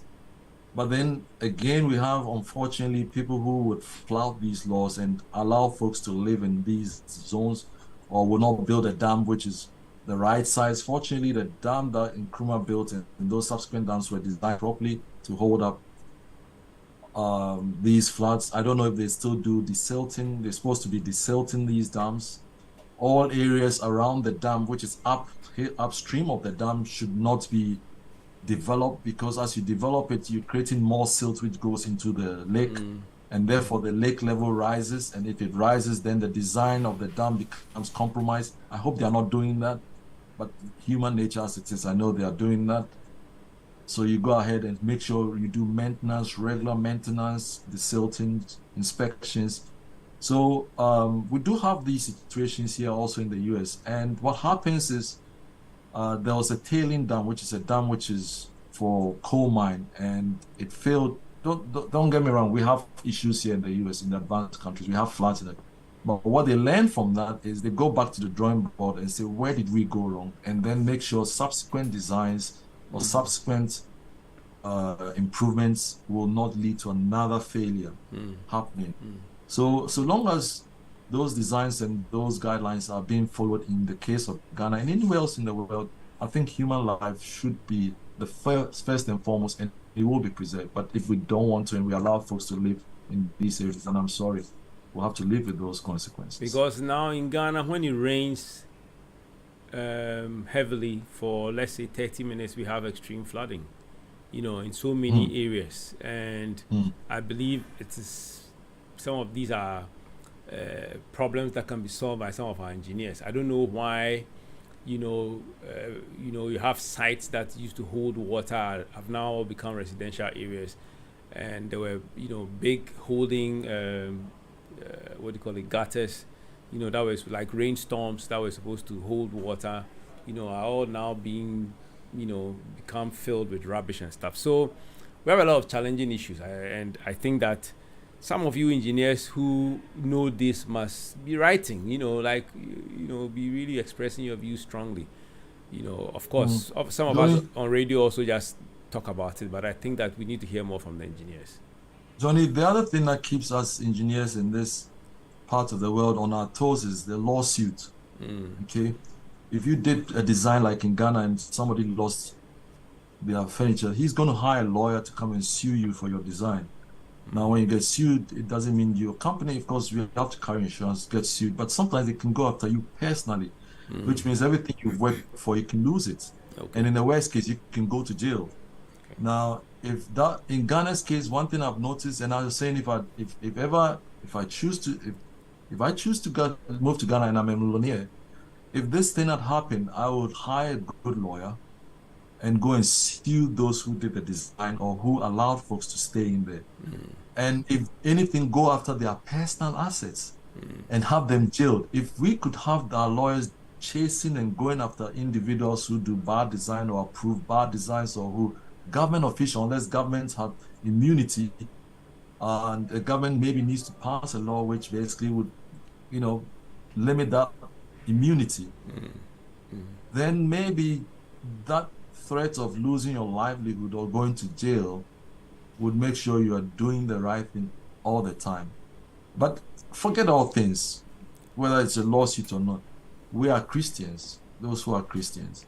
And we are also required to know that we have a maker. One day we're all going to stand in front of God and he's going to say, why did you allow this person, knowing very well that he would live in a zone which is dangerous? Why did you give them that permit or allow them to do it? Why didn't you kick them out?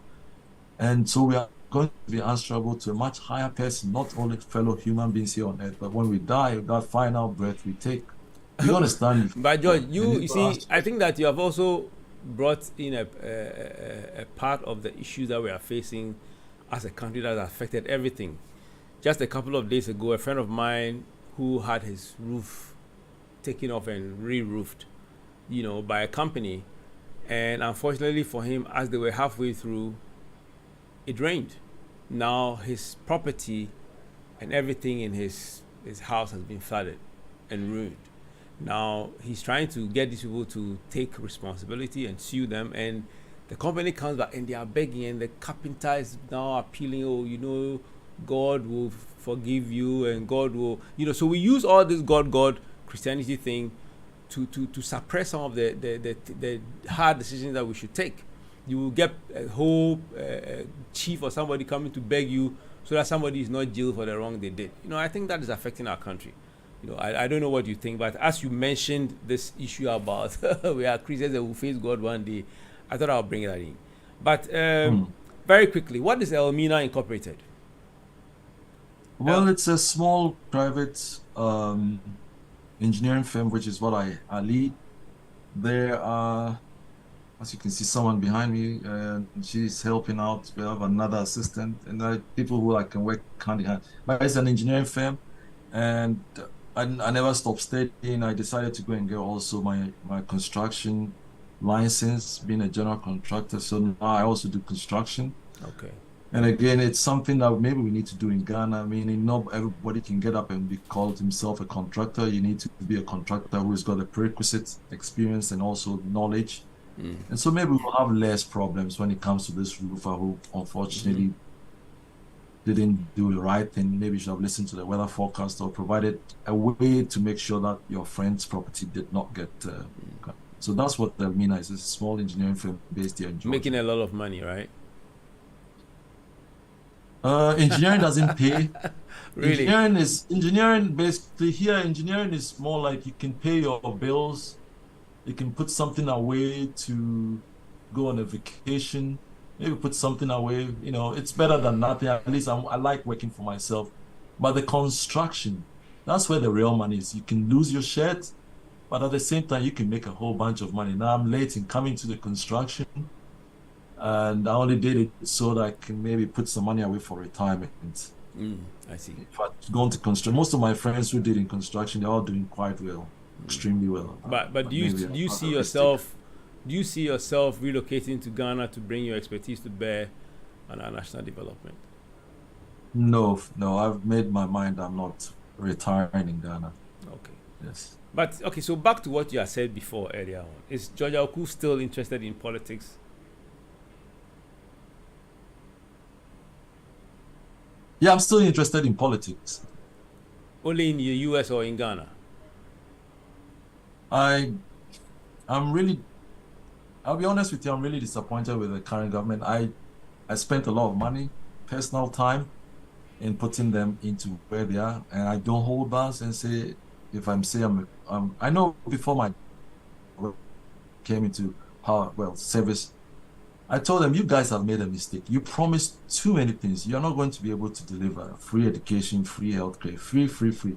Nothing is free in this world. Obviously, it has to come from somewhere. And I was surprised that a party which is supposed to be a right-leaning party would be doing a lot of social intervention. Now, I get it that you're in a developing country and people will vote for you if you tell them, I will give you free bread, I will give you free this thing. Why don't you offer them free, no, stay home and then we'll give you free everything and then just collapse the country. That's what they are facing now. They're giving free. Nothing is free. The money has to come from somewhere. Now they have got themselves into trouble. That's all I you can still haven't say. answered my question. Yes. You still haven't answered my question. Which is the question? The question is George Awuku still interested in politics? And yes, I said yes. I'm still interested. Yeah. Yes. Do you see yourself? Let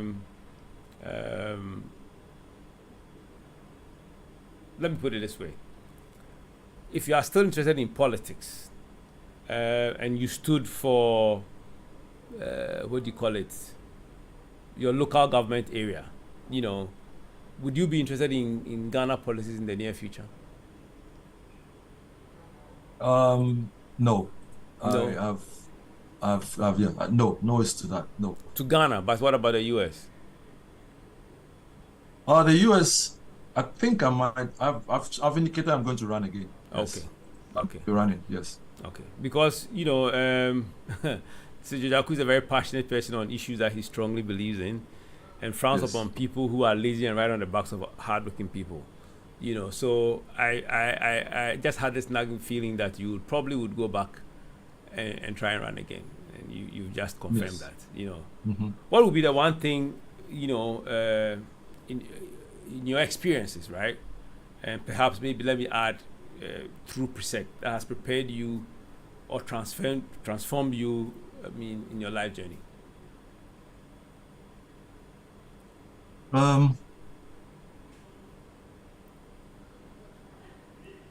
Christian training. Come again? The Christian training. The Christian training. Has really shaped my life.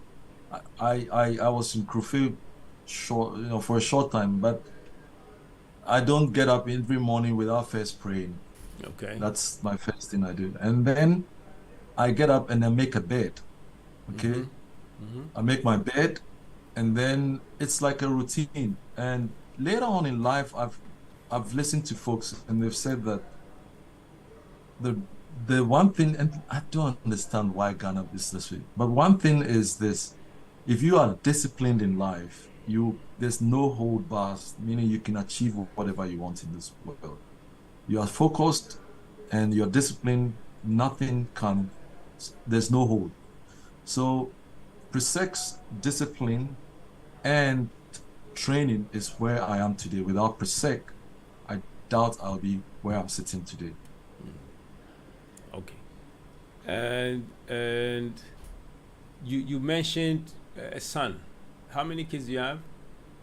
Oh, I'm blessed with 2 girls. We had them in the UK, and 1 boy who was born here in the States. He's 22.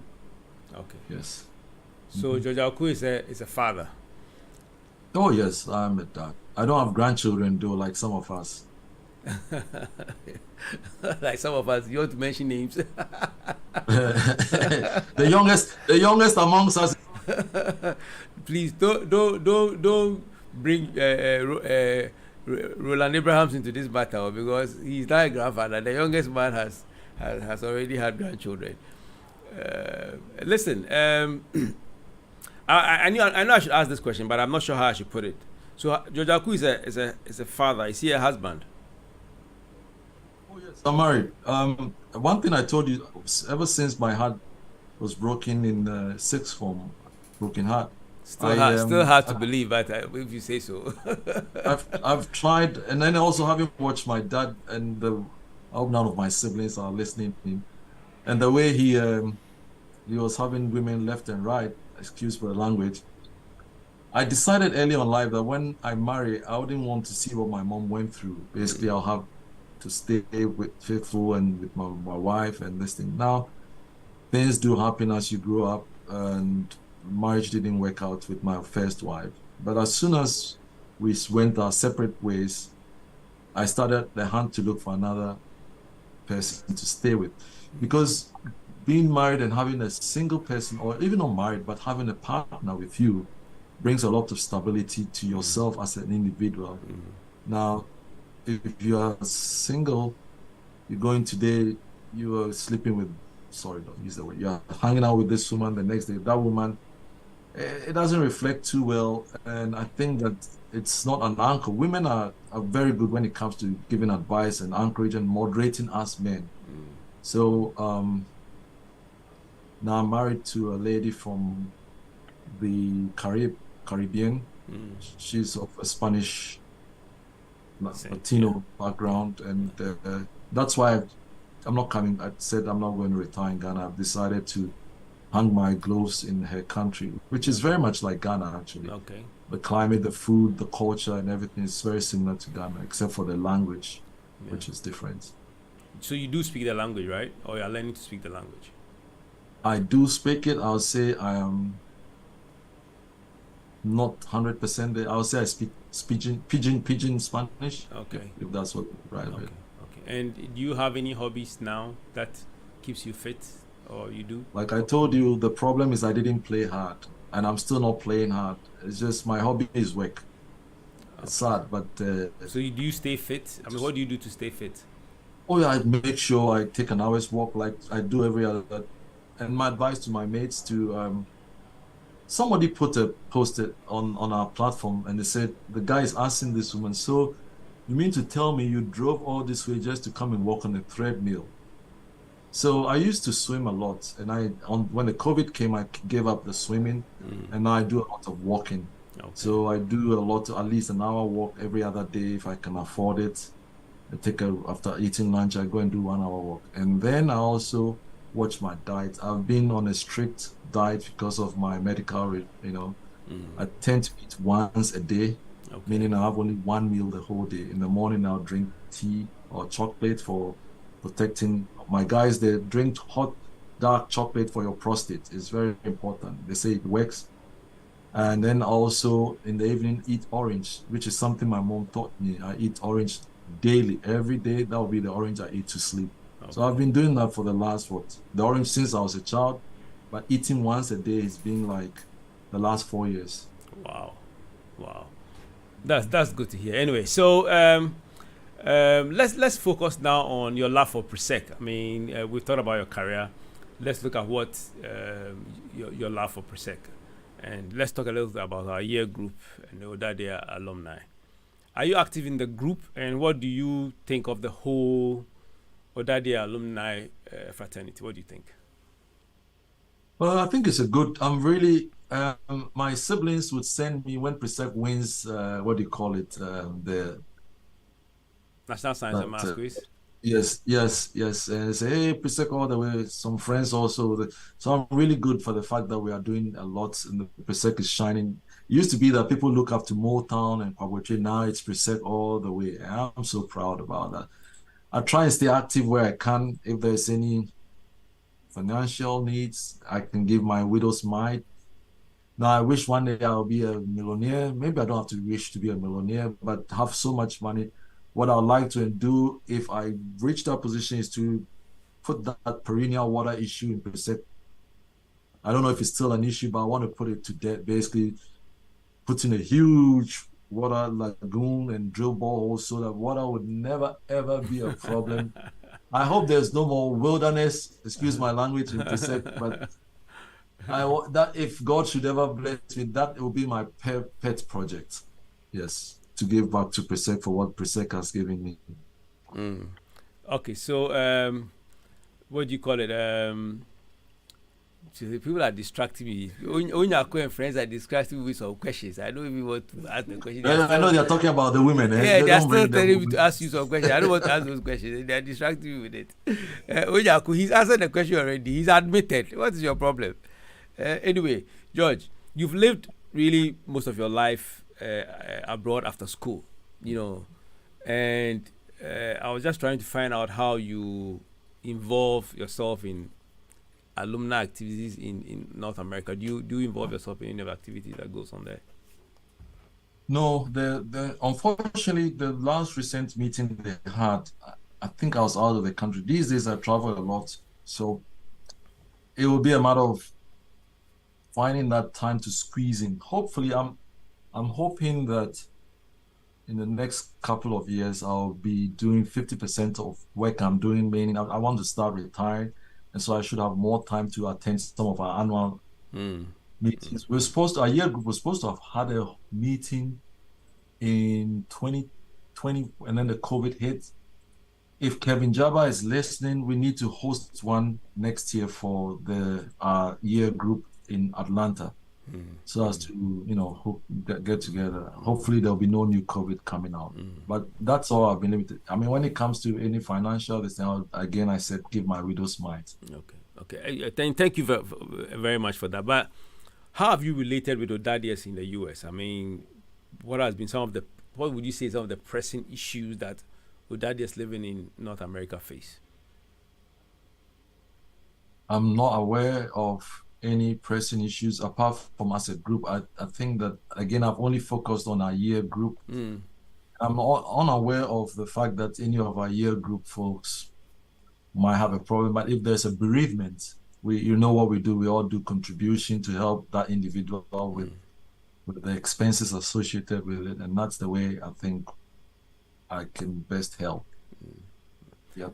Well, but it's good if those of them on the phone are listening. I think we need to call each other more often. A phone call, say, hey man, I hope you are doing well, everything okay, and check on.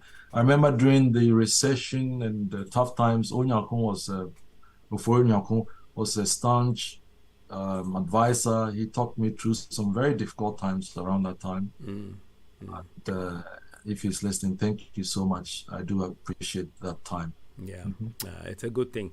What are your impressions of Ɔdadeɛ Radio? Right now, I'll be honest with you, I'm blown. I'm really happy. I know I owe you guys some money. I promised to donate. I think when we started, our year group started it. Yeah. I think I was asked to help pay for the first year person's salary. I don't know how it works out, but I did. Now I made a challenge with Onyako to donate if Trump lost. So I've already donated some. I still owe some. So Onyako, I have to pay another 300. I will send it by the end of this year. I promise you.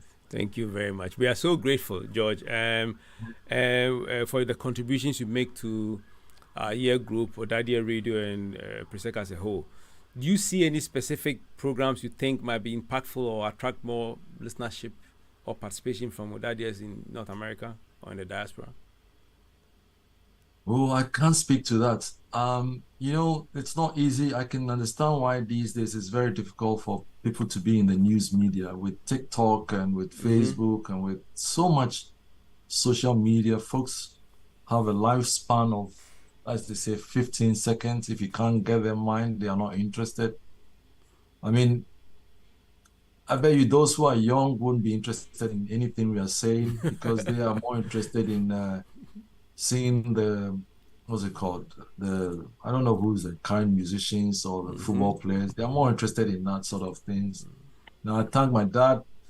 Again, I always thank my parents because the advice that I listen to them, sometimes it just rings in my mind and it brings my mind to what they said. And I say, oh, I see what you meant now. And I try and pass that message on. So I think that we need, look, no matter what we are doing now, okay, there might be, again, that individual, that young guy out there who that shirt has been made, or this radio has been, this interview I have has been made to listen to. And it might just kick him into the right direction, I hope. So nothing happens for the sake of it. Everything has a reason.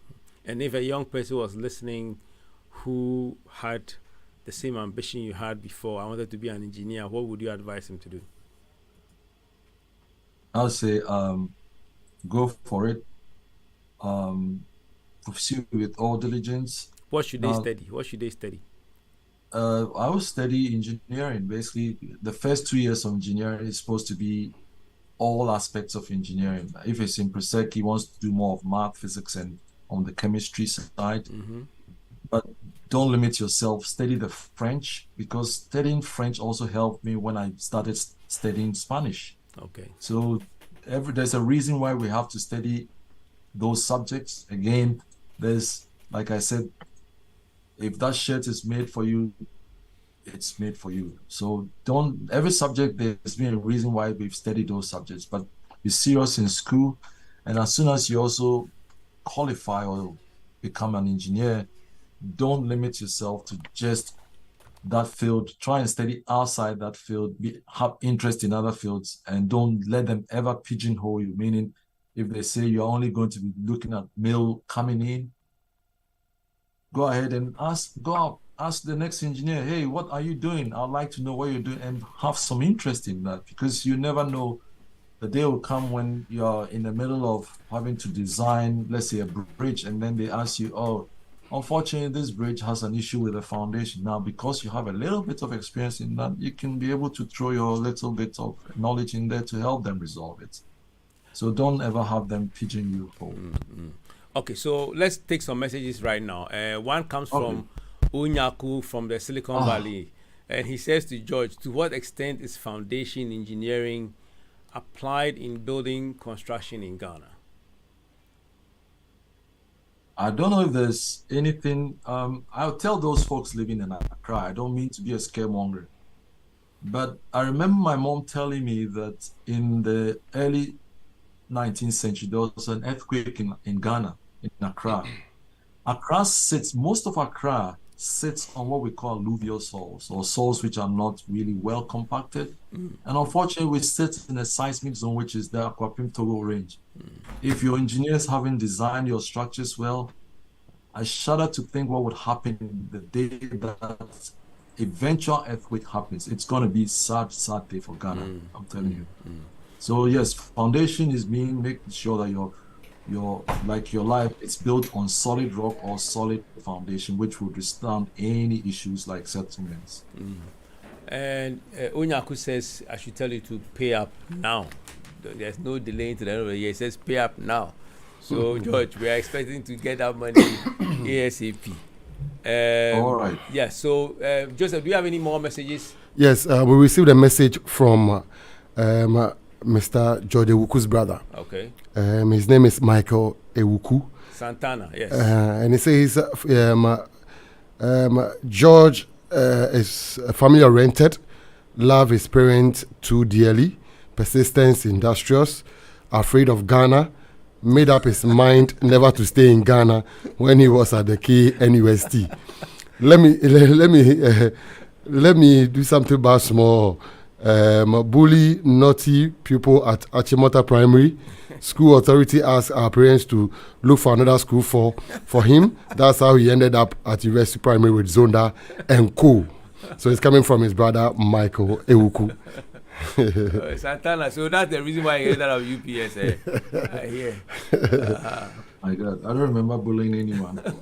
Any more messages? No, I think those are a few comments that also come through our streams on YouTube. You said you had a message from a work colleague, right? Yes, I think that's an audio message. We'll play that. Okay, so you finished with a few. I've read Onyaku's. What else is there? Kofi Boacho Fori says, greetings, Man Mountain. We consider you as one of the good boys in 81. Good to see you on here. And this one also coming from Albert Duwonu, says good submission by Engineer Awuku on the question of funding for railroads. Are our banks willing to take that risk of funding rail projects? Today, if you apply for a loan of, let's say, 10,000 Ghana, our banks will ask you for some ridiculous collateral, not to talk of very high interest. And Joseph Jete says, Bloko Alote. Okay, Kofi. Kofi Boache for his, I think I've taken that already. From Reverend Godwin Kashi says, greetings to my dear Ɔdadeɛ brother, host Mr. Adofenin, and my Laboni house brother, Mr. George Awuku. And Yabodi and Joseph Ajete, are you guys watching?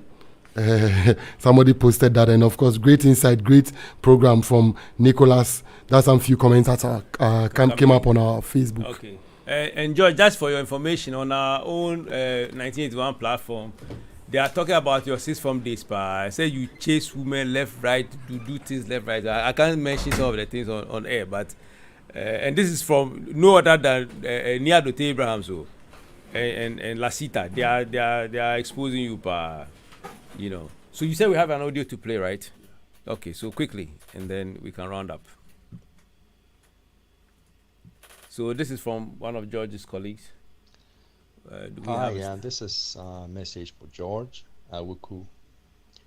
My name is John Ishan, a partner with Elmina Incorporated. That is George and co. I met George about 6 years ago from when I was trying to relocate to Atlanta from California. Apparently we had been in KNUST together, but I never knew him then. So 6 years ago was the first time I encountered him, and we've been working together ever since. George has added value to my life in so many unimaginable ways. His kindness, his honesty, his mentorship.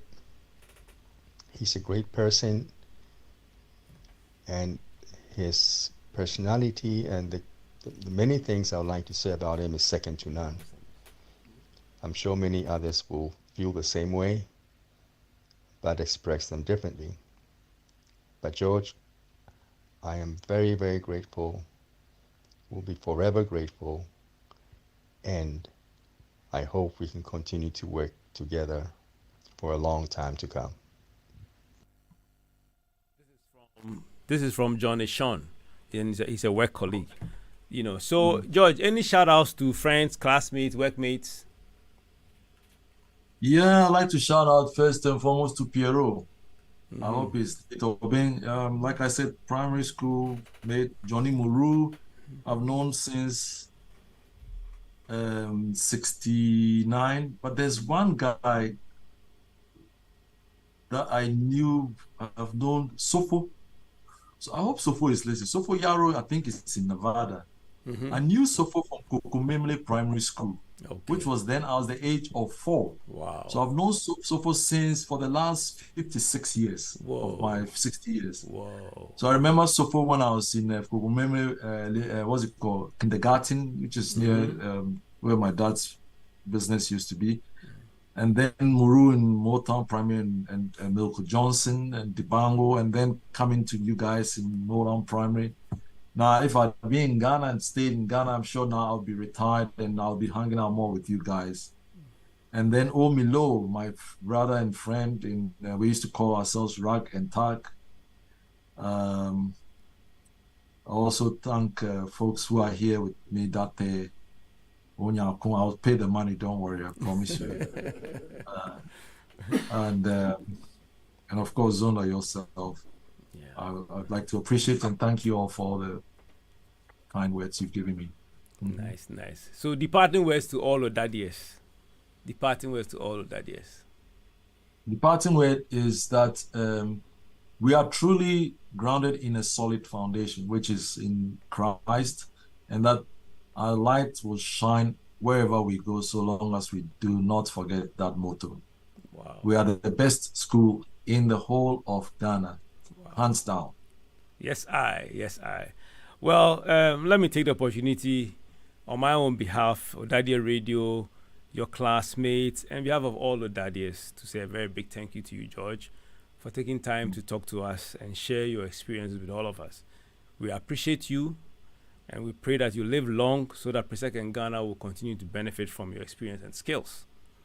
To our listeners, we've been talking to Ɔdadeɛ engineer George Awuku, a very experienced engineer by his profession, and we'll be talking to him about his journey through Presec and how it has shaped who he is today. And I hope you enjoyed it as much as we in the studio here did. Thank you for tuning in to this edition of Personality Profile. If you want to support Ɔdadeɛ Radio or advertise on this program, please send a message through our email ɔdadeɛradio@gmail.com or WhatsApp us on 02000 92 92 5. So until we come your way again next time with yet another exciting Ɔdadeɛ personality, it's been your host, Johnny Adufeni, aka Johnny Zonda. And I was assisted in the studio by our resident technical guru, studio manager Joseph Otu, aka DJ Yus. Enjoy your weekend. Thank you very much. And when you smile, be sure to smile wide. And don't let them know that they have won. And when you walk with pride. Don't show the hurt inside, because the pain will soon be gone. And when you dream big, as big as the ocean blue. 'Cause when you dream, it might come true. But when you dream big. And when you laugh, be sure to laugh out loud, 'cause it will carry all your cares away. And when you see the beauty all around and in yourself, and it will help you feel okay. And when you pray for strength to help you carry on, and when the troubles come your way. And when you dream big, as big as the ocean blue. 'Cause when you dream, it might come true. And when you dream big.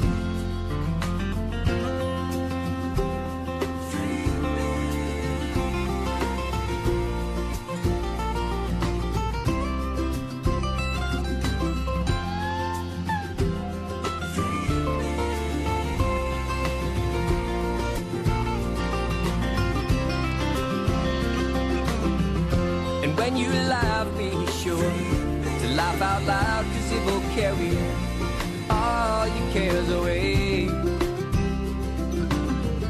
And when you see the beauty around and in yourself, and it will help you feel okay. And when you pray for strength,